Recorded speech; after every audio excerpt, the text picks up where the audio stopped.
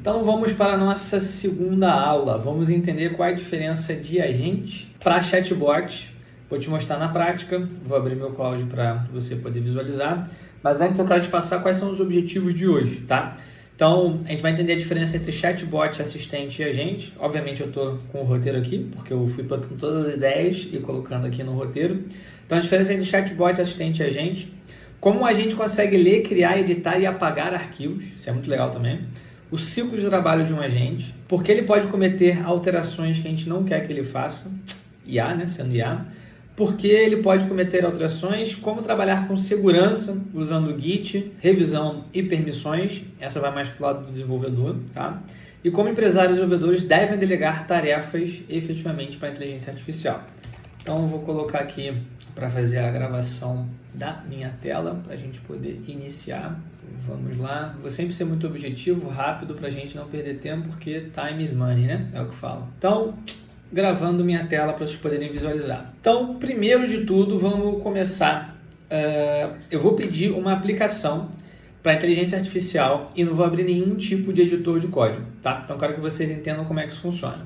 Primeiro de tudo, eu vou setar aqui como local, eu posso botar como nuvem ou eu posso colocar como setal, como local, perdão, e vou escolher uma pasta, tá? Então eu vou pegar uma pasta aqui, vou abrir no meu desktop uma nova folder, vou colocar aula 2. Isso que eu estou fazendo, eu estou mostrando para o meu agente aonde ele vai trabalhar. Ele vai trabalhar dentro da pasta aula 2, tá? Então já começa aqui a nossa aula. Então agora eu vou pegar o prompt que eu já deixei separado aqui para gente, ok?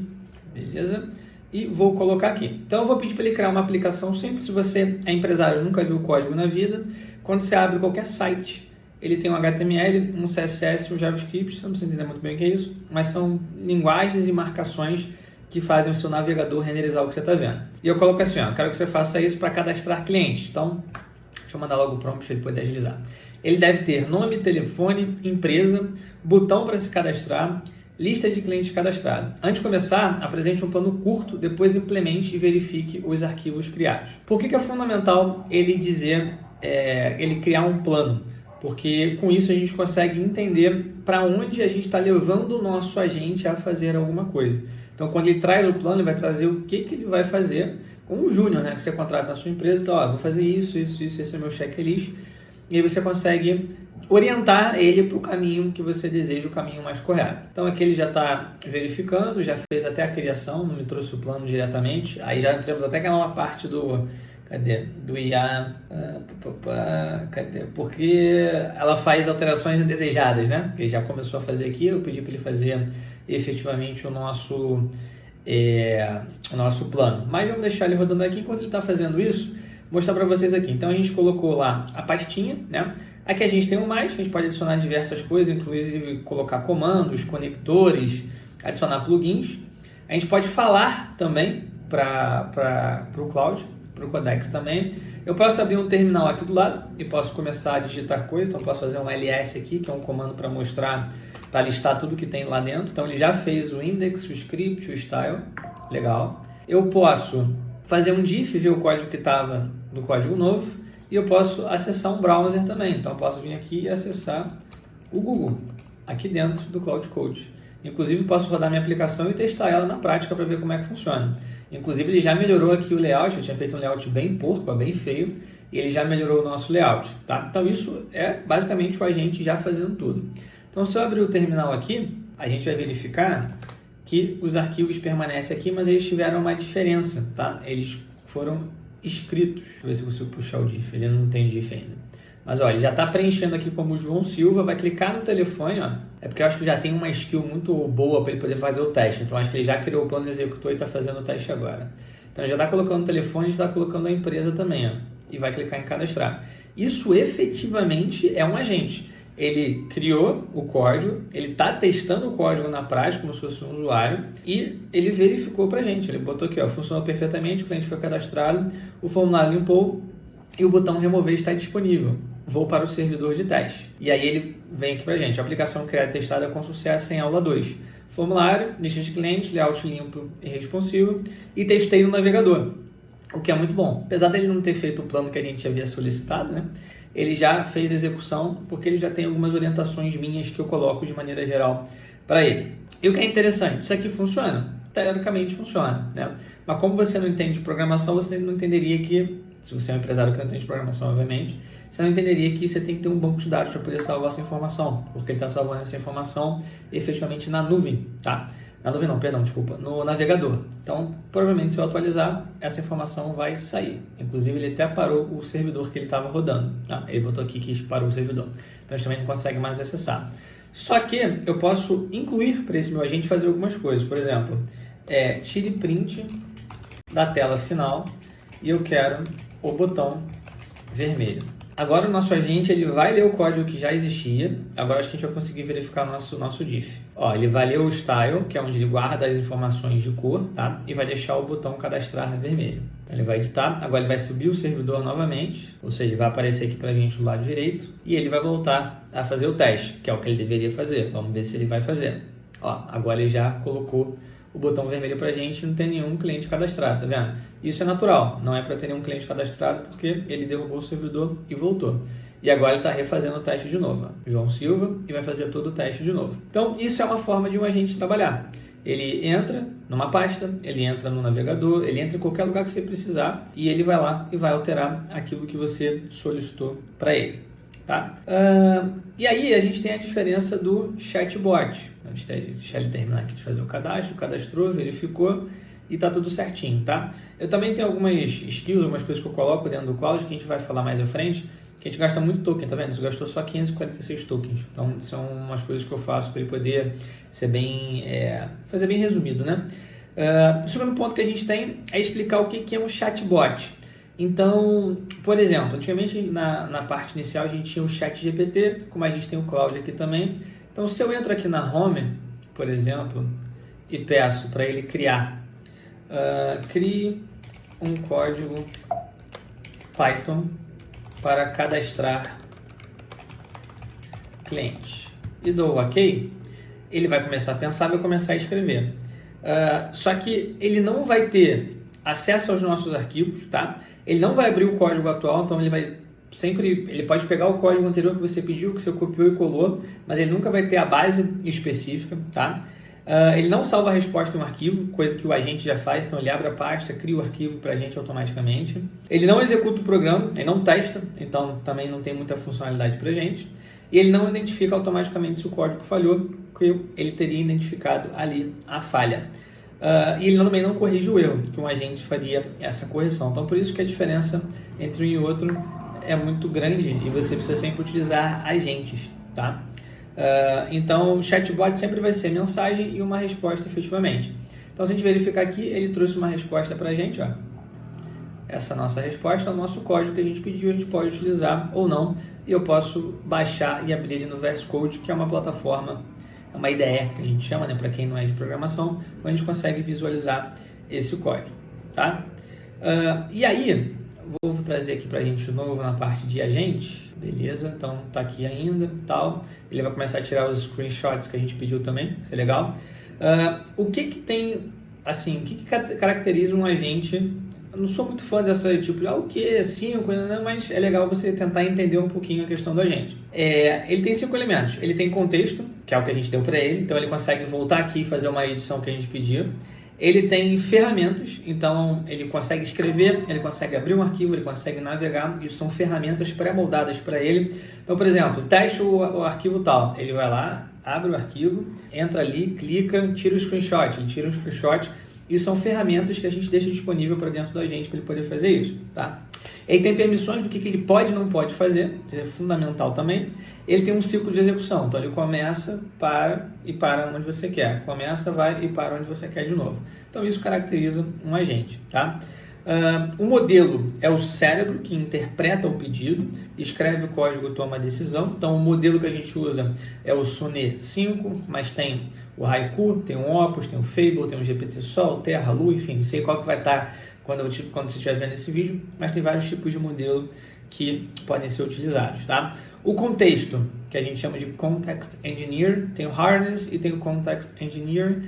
O contexto efetivamente, então basicamente são os arquivos, as instruções, como por exemplo, faz o teste diretamente que eu pedi para ele, a documentação, o histórico e as regras do próprio projeto. Isso tudo é contexto.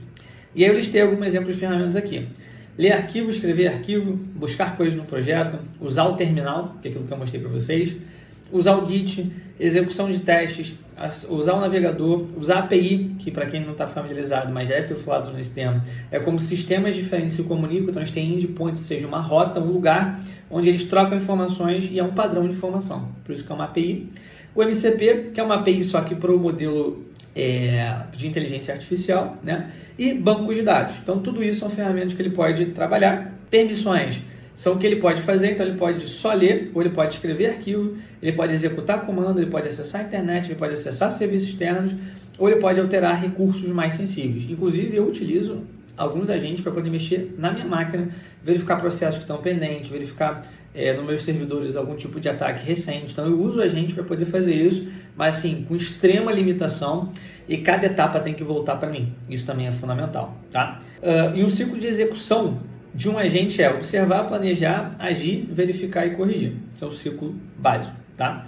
E por que ele consegue criar e apagar arquivos dentro da nossa máquina? Tá? Porque existem ferramentas que já existem dentro da máquina, que a gente utilizava na programação, no terminal, como o cat, o touch, o move, o remove, que são formas de você criar arquivos usando o terminal. Então, se eu fizer um cat, por exemplo, se eu abrir o terminal aqui, ó, vou mostrar para vocês. Então, se eu fizer um ls, eu estou com meus arquivos aqui. Se eu fizer um cat, eu estou pedindo para ele mostrar o que está dentro daquele arquivo. E se eu der o enter, ele mostra o HTML completo. Tá vendo?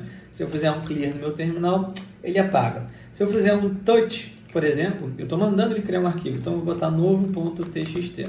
E se eu fizer um ls, o novo.txt já está aqui. Tá vendo? E se eu fizer um cat novo, não tem nada dentro dele ainda, mas eu tenho um nano novo, que eu posso adicionar algo aqui dentro, que seria, por exemplo, teste, tá? Aí eu vou salvar, legal, e agora eu vou fazer cat novo. Opa, não, acho que não salvou. Ó, agora está escrito teste dentro dele. Então são ferramentas que já existem dentro do nosso terminal, e aí o nosso agente consegue utilizar elas. Tá? Isso é uma forma de você entender como é que funciona.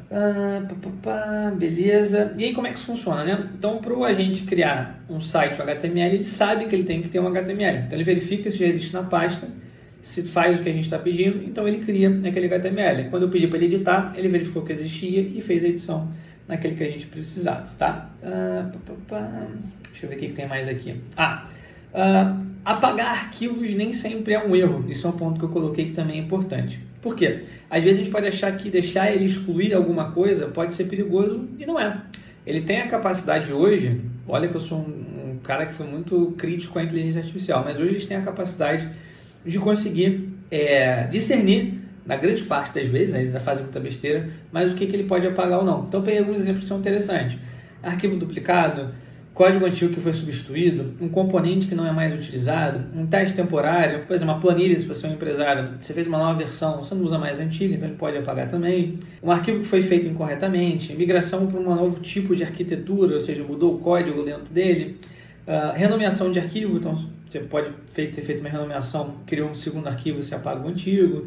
E até uma limpeza de arquivos após uma refatoração, ou seja, você trocar algumas coisas no código, melhorar algumas coisas, ele pode apagar alguns arquivos que não se utilizam mais naquele código também, tá? Agora um ponto importante, até anotei aqui também. Uma exclusão tecnicamente justificável pode estar errada para o negócio. O que isso significa? Imagina que você fez uma segunda planilha, tinha a planilha 01 e você fez a 02. Mas eu quero manter o histórico da 01. Ele vai lá e apaga a 01. Então, tecnicamente, faz mais sentido você manter a nova, mas você queria ter como histórico a 01. Então, ele apagou. Então, é errado para o negócio. Então, a gente, quem desenvolvedor, também tem que ter essa noção, tá? E é por isso que a gente sempre faz backups também. E aí, tem como a gente fazer uma refatoração. Então, deixa eu pegar aqui. Vou mandar ele criar esses arquivos. Ó. Crio os arquivos. O que ele vai fazer quando eu mandar ele criar os arquivos? Ele vai usar aqueles comandozinhos de terminal que eu mostrei para vocês ali. Então, ele vai criar os arquivos e depois eu vou pedir para ele fazer a refatoração. Ele vai criar para a gente. Se eu acessar o terminal, ó, dá um clear aqui, já está todo mundo lá. Ele criou para a gente. E agora eu vou pedir para ele analisar esse arquivo, identificar duplicações e propor uma organização melhor. Pedindo para ele só apresentar para a gente que vai ser mantido, que vai ser movido, que vai ser excluído e risco de alteração. Você começa a perceber que, nesse começo muito breve, os agentes já começam a fazer parte do nosso dia a dia da operação. Não sou eu que estou criando o arquivo, não sou eu que estou vendo os arquivos, eu estou pedindo para ele olhar, trazer para a gente o que a gente precisa, para a gente tomar a decisão.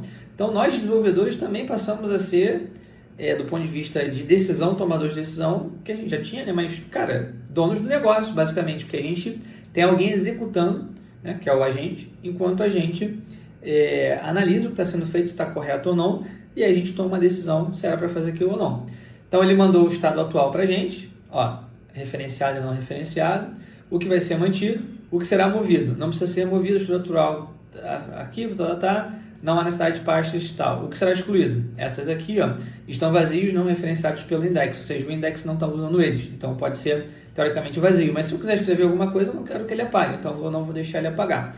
Tá? Então, isso seria uma forma de você fazer refaturação. Isso também serve para planilhas, isso também serve para processos que você pede para ele poder fazer clicando para você. Então, tudo isso também está vinculado aos agentes. Tá? Agora, eu vou pedir para ele cometer um erro controlado. Vou mandar para ele assim, ó, remova tudo que não é mais necessário. E aí, o que é importante quando a gente fala de context, né? O que não é necessário para você? Agora, pensando nesse nosso projeto, você pode falar N coisas. A IA também vai pensar diferente. Então, necessário, ele é um critério abstrato, ele não é muito claro, sabe? Então, ele pode fazer besteira. Vamos ver o que ele vai tomar como decisão. E aí, depois a gente pode melhorar. Ó, removido os 5 arquivos não utilizados, o diretório agora contém apenas os 3. Tá vendo? E agora eu vou mandar outro. Identifica arquivos possivelmente não utilizados, mas não exclua nada. Para cada arquivo, mostra onde ele é referenciado, porque ele está obsoleto, risco da exclusão e sua recomendação. Ó, como só sobraram os 3, então ele falou que nenhum deles está obsoleto e todos podem ser utilizados. Tá? Então é muito importante que na hora de você fazer o seu prompt, eu não sou nem um pouco fã de prompt engineer, isso é uma besteira, eu acho que é raciocínio lógico que a pessoa tem que ter. Por exemplo, remova tudo que não é mais necessário, é muito amplo. Então, pedir para ele identificar e depois você pedir para ele tomar a decisão. Assim você consegue direcionar o seu agente melhor. Como júnior, né? Você tem que orientar muito bem no que você quer para ele. Ok. Aqui também a gente tem 4 níveis de autonomia, tá? Então, o primeiro nível de autonomia, analise o projeto, mas não altere nenhum arquivo. Então, isso é bom para auditoria, para diagnóstico, entendimento inicial. Plano sem execução, que seria o nosso próximo. Cria um plano de implementação e não execute absolutamente nada. Que era o que ele deveria ter feito lá em cima, mas a gente não colocou para ele não executar, então acho que ele passou para a execução. Então ele está fazendo a análise do projeto, tudo que a gente já construiu até agora, e vou pedir para ele criar um plano de implementação sem executar nada. Agora, vou pedir depois para ele criar... Opa, não copiou aqui, peraí. Implemente uma etapa por vez e mostre as alterações antes de continuar. Vamos ver o que ele vai trazer para a gente aqui. Enquanto isso, deixa eu pegar o próximo aqui. E o próximo seria... Opa, não copiou de novo. Ó, ele propôs um plano e ele trouxe o plano aqui para a gente. Aí eu posso fechar aqui em cima para o plano ficar maior, tá vendo? Ajuste de segurança e organização no app. Contexto. Na análise anterior, enfim, ele fez o plano dele aqui, escreveu tudo que precisava, e você pode querer ou não, tá? Eu, no caso, vou rejeitar esse plano e posso pedir para ele implementar uma etapa por vez e mostrar as alterações, ou eu posso pedir para ele ir para a quarta etapa, que seria implemente, execute os testes e corrija os erros e apresente o resultado final, tá? Então, isso aqui eu estou dando uma execução com autonomia para ele. Na anterior, eu tinha dado uma execução supervisionada, tá? Vamos para a próxima. Tá, então, deixa eu fechar aqui e fechar aqui para voltar para o nosso. Tá, então, como a gente viu, ele sempre trabalha dentro de um projeto, dentro de um diretório. Então, se eu colocar aqui no meu desktop, aula 2, então aqui, ó, os 3 itens que a gente mandou ele criar na aula, então ele está sempre trabalhando aqui dentro. Você pode fazer ele trabalhar aqui dentro, você pode fazer ele trabalhar na máquina inteira, você pode fazer ele trabalhar em algumas pastas específicas, que você define. E aqui a gente também tem os modos, ó. Então tem um modo manual, onde ele sempre vai perguntar antes de fazer qualquer alteração. Você pode colocar ele para aceitar edições, para ele só planejar, não fazer nada, ou no automático. Eu geralmente trabalho no modo automático, eu deixo ele tomando as decisões porque eu faço um pedido muito bem específico para ele, tá? E aí a gente tem a possibilidade do Git. O Git, que é o GitHub, ele é uma ferramenta para a gente. Deixa eu abrir aqui para vocês poderem ver. Para quem não é programador, obviamente, né? A gente tem o GitHub, que é uma ferramenta que a gente utiliza para poder salvar os arquivos na nuvem, vamos dizer, né? E aí a gente trabalha com versionamento, que ele consegue salvar a versão 1, versão 2, versão 3, versão 4. E tudo que você vai pedindo para o agente, você pode pedir depois para ele poder salvar no Git, por exemplo. Então ele vai salvar essa versão do Git, ele consegue fazer diferenciações de versão também, tá? Não vai entrar muito em detalhe no Git, você pode pedir para ele só salvar, explicar como é que funciona, e você começa a utilizar o teu agente para te explicar as coisas. No caso vai ser o chatbot, que ele não vai fazer nada, depois você pede para ele salvar, que aí vai ser o seu agente efetivamente, tá? Uma coisa que eu gosto muito também de utilizar é essa daqui, ó. Depois que ele fez tudo, eu venho e boto, ó, apresente um resumo das alterações realizadas. Inclua arquivos criados, arquivos modificados, arquivos removidos, comandos executados, testes realizados, riscos ou pendências. Então ele faz uma análise bem completa e traz para a gente. Inclusive eu não coloquei ali, mas eu gosto sempre também de pedir em modo de tabela, tá? Que eu acho que a visualização fica muito melhor para a gente também. Vamos ver o que mais que temos aqui. Tá. E aí tem uma grande diferenciação aqui que eu vou fazer entre empresários e desenvolvedores, tá? O agente ele vai funcionar para você como um operador digital. Ele vai transformar uma instrução que você der para ele em uma ação. Por isso que a sua instrução tem que ser muito boa. Então ele pode criar um formulário, pode alterar um sistema, pode gerar uma página de venda, pode integrar uma API, automatizar um relatório, corrigir um erro simples. Mas você como empresário vai precisar aprender a definir muito bem o problema. Isso é fundamental, saber explicar bem o problema, o que você espera como resultado, quais são as regras do seu negócio, quais são os limites que ele pode ir e quais são os critérios para você aprovar o que ele está fazendo. Se você tiver esse 1, 2, 3, 4 itens muito bem definidos, o seu agente não vai errar, tá? O que mais que a gente tem aqui? E para desenvolvedor, né? O agente ele pode navegar pelo repositório, buscar referência, implementar funcionalidade, refatorar, escrever teste, que é muito importante, investigar erro, atualizar documentação, revisar código, mas ele continua responsável por decisões de arquitetura, decisões de segurança, regras de negócio, revisão, teste, deploy e consequência das alterações. Então, aqui é muito importante que você tenha um modelo mental correto. E aí eu vou falar disso na próxima aula.